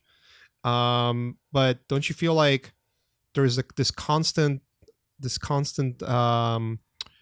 tempo that is being introduced to artists and people in general, where this focus on productivity, on the fact that you More and cannot more. be lazy and you have to do things. And there's two sides of it, right? Like one is if you're not focusing on productivity, then someone else will and they will take your spot, right? Like you have to be realistic about it. If you're lazy about your work and you're not progressing, and if you're not doing something to improve your general outcome, you cannot expect that the world's gonna like change around you just to accommodate to your tempo, to your speed of work. But on the other hand, I feel like sometimes, and I blame social media for it specifically. I think that's the cusp of all the problems that we have now, or most of them, where it gives you a skewed perception of what productivity really is. Like for instance, you look at, if you go on ArtStation or on Instagram when you follow a lot of people, and you look at what people are doing, and you realize, wow, there's so much productivity and so much work. But you look at it from like a hive mind point of view. You look at the collective of all the artists combined together presenting the And you work. only see when they post. You don't see when they don't post, right? Yes, exactly. And then like it's a survival bias, basically. Yeah. Right? And then you realize, okay, I'm following Eitan, and he's posting those awesome images, but he only does like every 6 months, you know. And then I'm following you, or I'm following like Ash's. Yeah. I said it before. It's the most difficult friend to have. I love him to death. He's one of my best friends. Right? He's difficult, to say the least. It's just like putting to shame everyone. But what I'm saying is, like, once you like break it down to like minutia, like, okay, who is this art? Like, what is this artist doing? Oh, okay, he's posting like once a few months. And then you look at the artists that are doing like a daily post, you know, for instance, like people, or, you know, or weekly posts like Ross Tran with his videos, or, you know, Dave Raposa. Like, you look at, okay, they are like producing all the time, but then there's a business element attached to it, meaning like they treat it as work too. So they are like, this is the work they're gonna do. They are. Yeah, but there's this. Don't you think there's this artificial like tempo and speed? Well, you feel like you're on a treadmill because of it. I think that the reason for that, yes, it is in social media, and it's in its business model. If you think about what is it for, it's for keeping you scrolling, right? So it needs a certain attention span to, and it rewards easily readable, flashy images that are that keep you on the platform, so they can sell you more ads. Mm-hmm. General. Yeah. So then there is the algorithm that chooses what it shows you, right? And there are many elements to how it affects, I think, artists, and I've written a whole thing on it that I didn't really share, but I just grew onto something else, or something even bigger. But I have a lot of thoughts on social media, and it comes from the same place. You observed this idea of, oh, you stop appreciating what you like, all of this beautiful art that you're experiencing, but you feel like you're missing out because you're not participating in it. Right. Like, it's not you that are doing it, and it's hard to recognize that it will never be enough to catch up with that collective hive mind of all the artists, right? Yeah. There are certain people that work, whose work works well with the algorithm. So their work is, let's say, they can quickly create pieces that people appreciate, and they're perfect for the platform, and that's being rewarded in that ecosystem. Does that mean you should do it?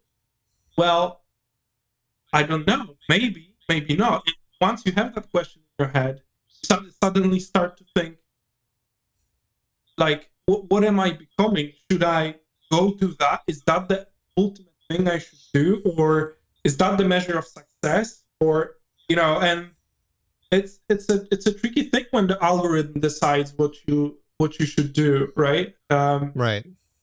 Yeah. The FOMO, fear of missing out, right? Exactly. Yeah. Exactly. You start to feel like, I started noticing the shift.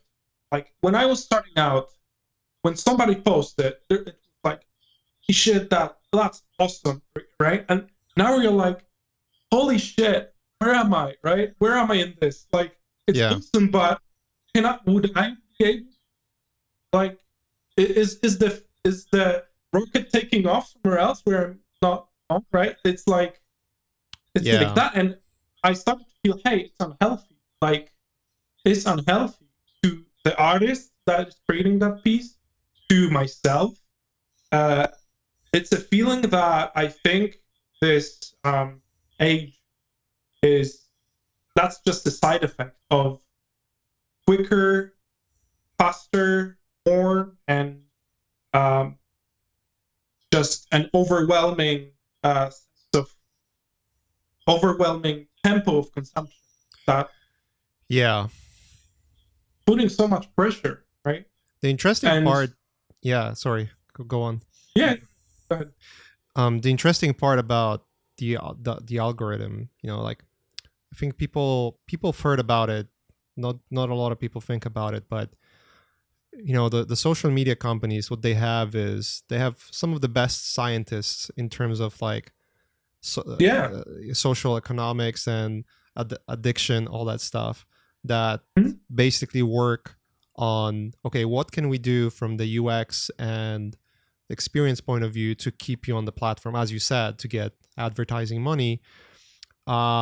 Then you also have the element of AI. So the way from what I understand from seeing and reading and then talking with people privy to knowing how those things work is, you have those AI algorithms basically that learn based on behavior of the people that are on the platform, and they have certain sets of rules that say, okay, this is what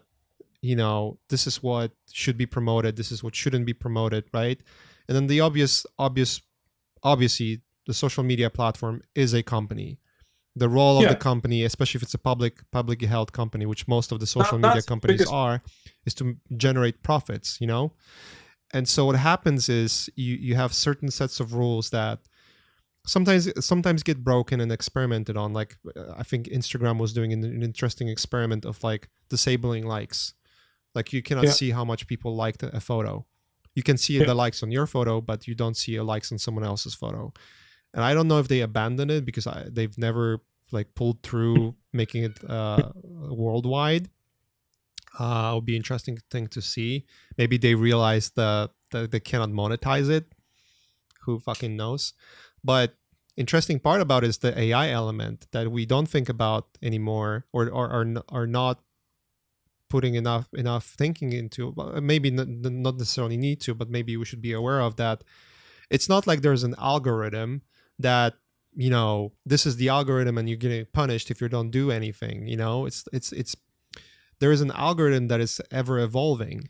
If AI is involved, then there is an algorithm that is ever evolving, meaning like the parameters of which things are going to be promoted and not are based on what the algorithm learns from behavior. So like, if you have a flashy image, as you said, and more people like stop and look at it, that's an information for an algorithm. Okay, flashy images, and they can like, AI can read images to a point where they can tell you what they can turn, right? They can turn based on the hive mind of seeing all the pictures in the world that are available on the internet. They can tell you, if you type bird, it will show you a bird, right?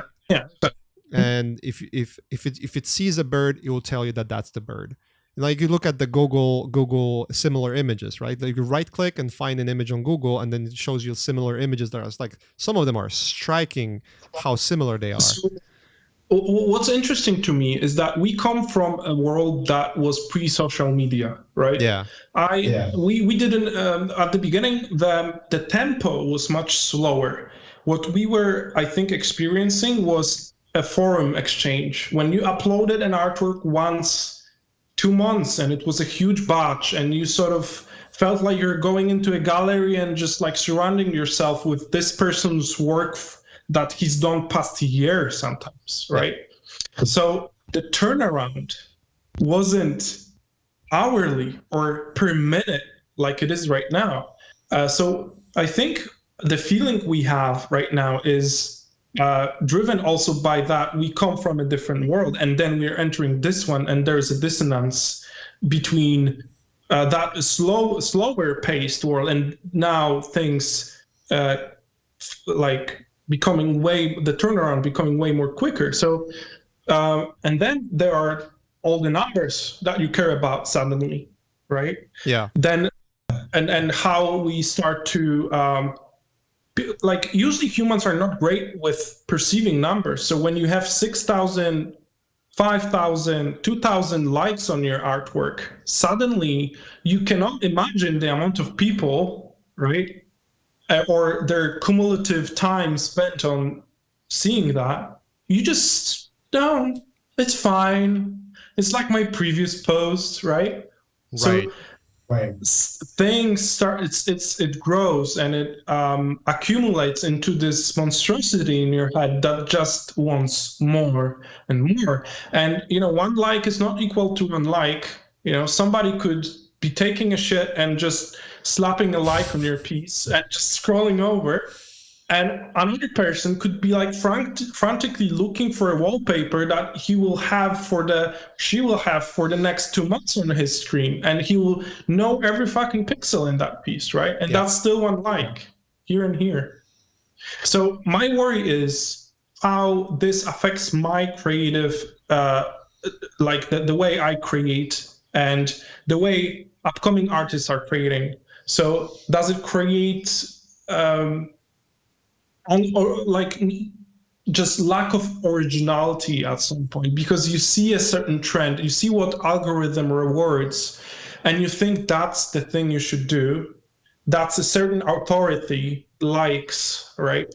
But like all of these people that are getting those likes are probably very much in touch with what they love, and that's the main reason, because that they are dishonest and comes from a good place. That's why it moves people. But I think when you're starting out, when you're looking at these huge numbers, you tend to like just sink it in so much that I think it's really hard to be starting out right now and seeing all of this stuff being appreciated and being lost at the same time. And then you're comparing yourself also, right? Yeah. And I think that leads to just creative atrophy, too much choice, too much stuff to tackle, right? And you just become, it's like going to the shop when everything just, being in Tokyo, for example, is a little bit like that. When you go into a little store and then there are walls 3-4 meters high with things, and somebody's like 5 speakers with different music on at the same time, and like stuff moving in your face, and stuff like that. Yeah. So I think it's suddenly you have this survival bias. So it's a logical error that you are concentrating on people that are actually posting, right? You're concentrating on those ones who finished something, right? You don't see the other 800 people you follow that didn't post that day. Yeah, it's true. You see 5 people that posted freaking awesome pieces and you think you're not doing anything. Whereas all of those people you follow are actually working hard and probably having similar thoughts to you, which is most of them, yeah. Yeah, right. I mean, what is that psychological effect of it? Like you feel like either you're missing out or you're paying too much attention to it. There's a logical reason for it too. I mean, I don't want to be dismissive, but honestly, when there's one thing I started to realize that there's the reward of it is, as difficult as it sounds, it's also that your work becomes more recognizable, meaning like if you're putting effort towards that, then you don't have to necessarily put more effort towards getting your work to be recognized and available at the fingertips for someone who might be wanting to hire you. Yeah. I think there's a threshold, and this, you've worked in this industry already for long enough to realize that there's a certain threshold at which it doesn't matter how much more quality you're going to put into work, especially for client work, especially in film and video games. Like once you get good enough, like once you solve every problem that you can possibly solve and been in the situations, then you have a way of dealing with those things and providing imagery that is a lot of times a pursuit of quality comes from the art director rather than the audience that wants to see the product. I guess that's the point I'm making. So like you would work with someone who really enjoys and likes your work and you're putting all this effort, but honestly at the end of the day, like maybe 80% of that effort actually gets to be monetized, and that last 20% that we know takes forever to like accomplish, yeah, yeah, like that becomes a gets waste. lost. Yeah, it gets lost because Gets people lost in the don't translation. recognize. Yeah. Yeah, and that's partially a reason why I started taking up personal projects, because you can control that in those, right? You can put an emphasis on that last 20%, like you're saying. The perfectionist in you is making it so that each frame is like a painting, and because it's you, it will be like that. And because if it would be up to an art director of some sorts that is not sharing your mindset, it would be completely different. And maybe that's the difference between good and remarkable, right? Right. But who knows, right? So I think controlling that aspect and having that freedom to kill yourself a little bit, and to be able to work yourself to make death. stuff the way Let's phrase it that way. Yeah, exactly. That's crazy. You know, the interesting thing about the algorithm is that, let's say your source of inspiration consists of social media, right? And then you start clicking things, and like you said, this AI thing also watches you, and he clicked that, so, and stay on that for 20 seconds, let's give him more of that, and more of this, and more of that. And you go into the rabbit hole and you sort of create a cage around yourself with that algorithm feeding you stuff you like, and being more and more comfortable and seeing the same stuff over and over again. It becomes a loop, right? Of you seeing same things over and over, and suddenly you're in a bubble. You don't know and it's sealed, So you've done a thing. Now I just remembered that you started following some photographers suddenly, right? Yeah. And that's not, suddenly you start, there's a whole world, there's a different bubble here, right? Yeah. And a different bubble, burst it and you move on. Yeah, exactly. So I try to do it periodically. Like I've been following photographers for a year, and now I'm like started following people that have completely different styles that I've never seen before. And I like, there are certain artists that I might not necessarily, this is not my thing, but I appreciate the style they have and the approach, and all of a sudden it opens up this like a completely different door to a completely different realm. It's like, I haven't seen any of that stuff before. That's how I discovered Lois van Barrel. And I really like her work. I mean, she's extremely popular, but that, like, her work and the realm that she's in, like, opened up my eyes to like completely different types of artists that are out there. So that was really interesting, because like, but was that your conscious move to look for something new, or that's something that showed up? I think it's just me in general. Like, I don't like to be cornered into like a specific area or a corner of style. We talked about it in the beginning, where I don't like I know I can do photorealistic painting, and I know there's like artists that out there already that do it better than me, like way better than me. There are kids that do it better than me, and I know if I put enough effort. You made so many tutorials. Right. I know. I know if I put effort and time, I might get there. I might get to that point where, like, quote unquote, I'm better, but I'm not focusing on that anymore, because like it's a style that already has been there for a while. Everyone, you're not loving it, right? Yeah. Loving it. Not in love with it. I think that's the thing. And then you're too comfortable. You feel like you've done everything that could be done in that field, and then you are opening up yourself to a completely new thing. And exactly. It's I like to change things a lot.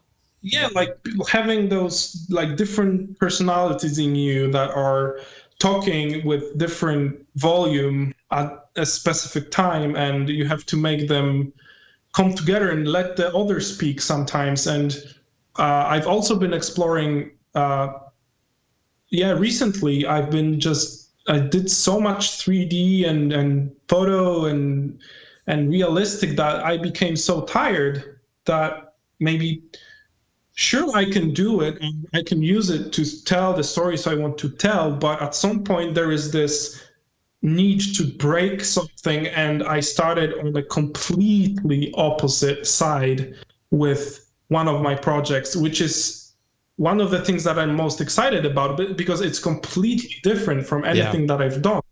Like if I would show you things that I'm doing there, you wouldn't recognize it's me, but it is me. But you know, something new being born, and experimenting on. So opening up yourself to those moments of interest or sparks of inspiration that you get when experiencing something new. Extremely important to break that loop, right, of participating in the contest in one bubble, of like just trying to get better at one thing. So yeah, having that, understanding that took a while. And I mean, it's a never-ending journey. Yeah, I admire sometimes people that do work the same way they always worked on, but they put it to perfection and keep going and doing that. I think music is a perfect example of that. You have some music bands that, you know, you've enjoyed many years ago, and the albums that they came up with, and they are still producing, you know, the same kind of work, evolving obviously, but very similar to what it was, and you still enjoy it, right? There's like a familiarity and to a brand. Yeah, like Tool. Yeah, for instance, right? I mean, they evolved, like the sounds that they use. Their sound evolved a lot, but it's still Tool, But there are bands there's sometimes bands that you listen to, is like, and you forgot about them, and then you come back and like, oh, there's a new album, and you listen to, it's like, wow, you guys are like, I cannot even recognize that you're the same people, you know? And I think once you go through that process yourself, where you rediscover yourself and rediscover like different styles, or what excites you the most changes over time, then you realize, okay, like that band specifically is going through exactly the same process. They're like rediscovering what's exciting to them as a band and as a group of people, and what they want to produce and explore, you know? It's a similar thing. Yeah, it's a self-discovery process, and that's sort of killing. It's like having this really comfortable part of yourself, and then acknowledging that, hey, I became comfortable. It's not. I'm not taking any risks anymore. Am I? And I think there are two ways of going about it. You can embrace it, and you can just dive and swim in that feeling. Sure, like, but I can't do it. I feel like I'm dying a little bit inside when I'm constantly doing the same thing over and over, and I'm not challenging myself or trying to fail.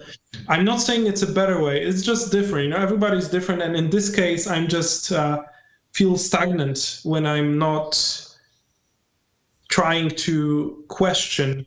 Sometimes it's a curse, like you're saying.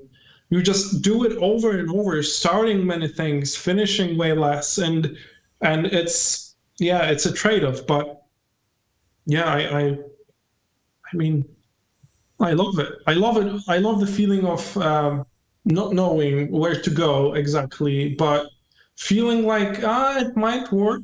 Right. Yeah. Discovering new paths. Yeah. That's exciting. Dude, we just made a perfect circle of a conversation. We started on, and you know, I just realized we've been talking for almost 2.5 hours at this point. Yeah, it's crazy. I was like, it's going to be an hour. It's fine. Like, yeah. The craziest part is like the thing I wanted to talk with you about. You're traveling and photobash.org. Like we just like briefly touched about it. I talked about Jonas before that, and was like, how much can I tell about our new website and the whole new experience that we are creating? How much, like, and yeah, there's a lot of stuff I wanted to talk about, but maybe we can keep that for the next part. Yeah, let's do it next time. Once you guys release the new site and have new exciting things to share, like maybe you can come together with Jonas and. Oh yeah, I mean, I would love to do that. Then we can touch on travels, because he's doing that. he's basically full-time.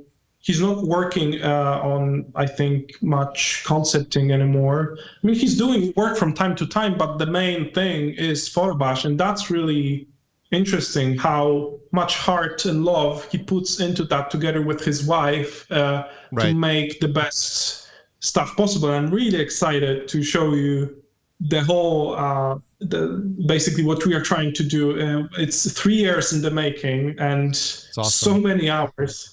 I know what it takes. when we were doing rebuild for Learn Squared, it was just you know how it is to start from something that is a mashup of different services and things, and it barely works, but it's enough for it to make something. And then you start to take the formula, build its own system for it.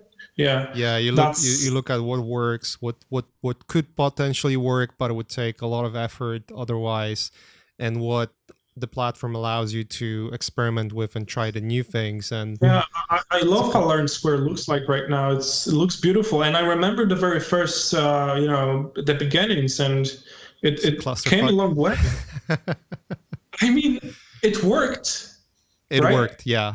That's the right thing. Photobash is also a thing that is a mix of Squarespace and Gumroad right now, but we cannot take it anymore like that. Like, it's where we cannot expand the way we want to introduce new services, new ways of buying photos, new products like 3D kits, models, photogrammetry, and how the hell are we going to do that, right? The new platform will be all about it. So awesome! I'm excited. We should definitely do another one once that's out, and really just put a spotlight on it. Thank you for inviting me, and thank you for your time. It's been long overdue. I mean, we talk every now and then, and I consider yourself a friend too. So it was just long overdue. long overdue. Consider it a living place for a week, and then decide. It's pretty cool down here. It's pretty calm, green, blue.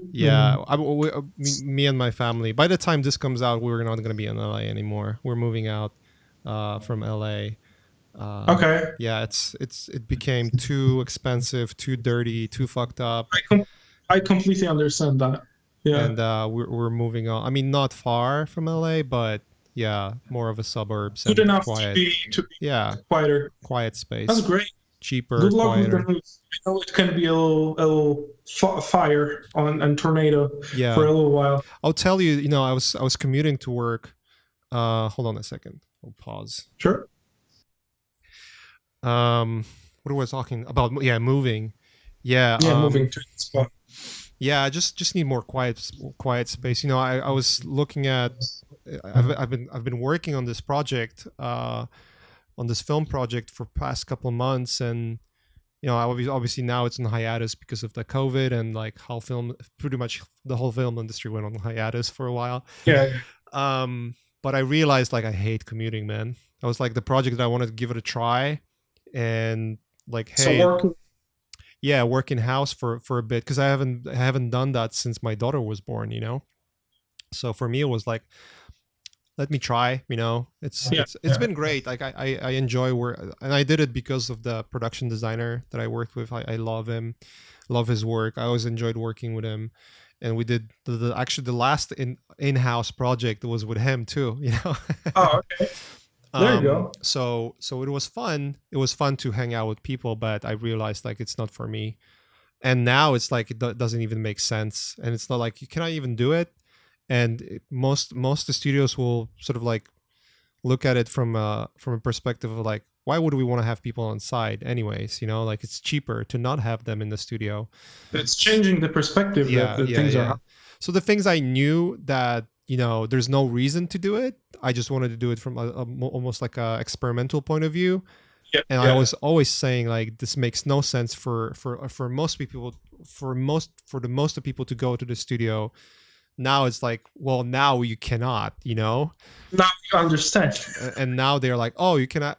You can use Zoom, or you can use Skype, and you can use all those tools that you were saying you can, I'm not trying to be grandiose about it, but a lot of freelancers already know it, and some of the production designers and art directors know it pretty well as well. Like I don't fucking need you in the office, like a lot of resources being wasted on that. Yeah, exactly. So it's just because the way that the work has been structured before the internet era, and I think that's the maybe that COVID situation will start some sort of a paradigm shift that people will start noticing. Hey, it's disrupting the Silicon Valley like crazy already. Yeah. I mean, Twitter and Facebook announced that. I mean, none of those companies are going to have on-site staff unless it's like critical for like servers and whatnot till the end of the year. They were forced to work in that manner. Like everybody suddenly were freelancing from right. And those companies now realize that. I think I read about it. I've read about that about Twitter, or it was Twitter or Facebook, that they said to their employees, hey, if you want to work from home, you can work from home. You don't have to come back to the office, even if it's possible to come back to the office. Like you can just be an employee and work from home. I think they're realizing that a lot of people are productive when they are focused and they don't have interruptions too. Exactly. So the idea of being there and being able to have a meeting, like maybe it's more complex to do a meeting online, but then you don't have that many interruptions, so you can do it more focused work. Productive. So it evens out, and all of a sudden you have the workforce you had that is equally, if not even more productive than it used to be, but you're not paying $100,000, $500,000 per month for that giant office space in the middle of Palo Alto. So a lot of companies realize that. It's like, holy crap, we're paying all of this, commercial real estate and taxes, and that's an expense, obviously, but I mean, that's wasted money. There are people that thrive in those environments, but there are also people who are just incredibly uncomfortable in those spaces. Especially one thing that I really hated is about working in-house. There are things that are great, which is just you can peer over, you can learn so much, you can just learn so much from your peers and engage in just a lot of learning, right? And you tend to, if you are not organized, suddenly you're organized, or if you are not pushing yourself hard enough, suddenly you have to sit and do things. So there are good things about it, but an open office is hell for me. Like, Jesus Christ, like I need silence, and the older I get, the more silence I need. So that's why I travel to Iceland sometimes. Right. Having that constant chatter, uncontrolled disruptions invites a certain sense of just not controlling your work the way you want, and frustration. If that turns out to that situation now turns out to filter out those people who really need that space and enable them to actually work the way they want to work, if they are more productive and that what the business is about, then that's great. Like the people that thrive in groups and that get energy from other people, that's great. But then there are people who are introverts and that it's expensive for them to talk. Exhausting. And suddenly this energy goes into shielding yourself instead of doing the thing. So completely agree. I mean, I'm all for the choice. So I did it myself. Do you have anything you would want to plug in outside of Photobash? Obviously, I mean, we're gonna go back to that eventually, but anything going on? Not really. I mean, your social media handles. We talked about website. It's fine. Like all good. Like you don't. Wojtek Fuss everywhere, right? WOJTEKFUS. Yes, my tricky Polish name and a little bit easier last name. And I just want to say that I'm working on a lot of stuff that is really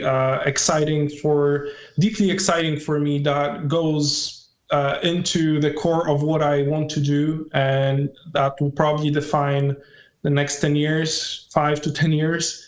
And I can't wait to show you. So awesome. If you are up for the journey, Feel free to follow me. What you see on my social media profiles is my past 5 years. So what's coming is something new, something.